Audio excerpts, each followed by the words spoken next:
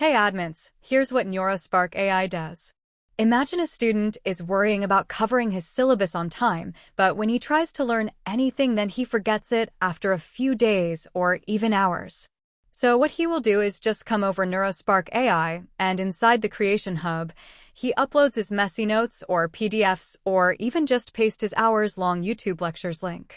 Then he just click Generate. Then our engine instantly analyzes the text, running a specialized professor prompt to extract only the highest yield academic concepts.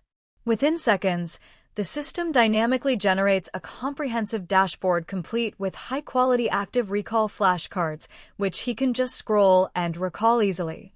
And then he attempts diagnostic quizzes with the actual explanation of it hand-to-hand, and structured lecture summaries simultaneously with a clean and in a systematic format.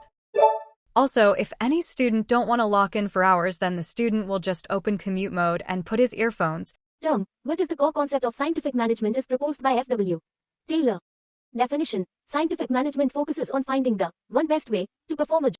Term: what are the four fundamental principles of scientific management by Taylor? Definition: 1. Develop a true science. So he can just listen to his flashcards on the go.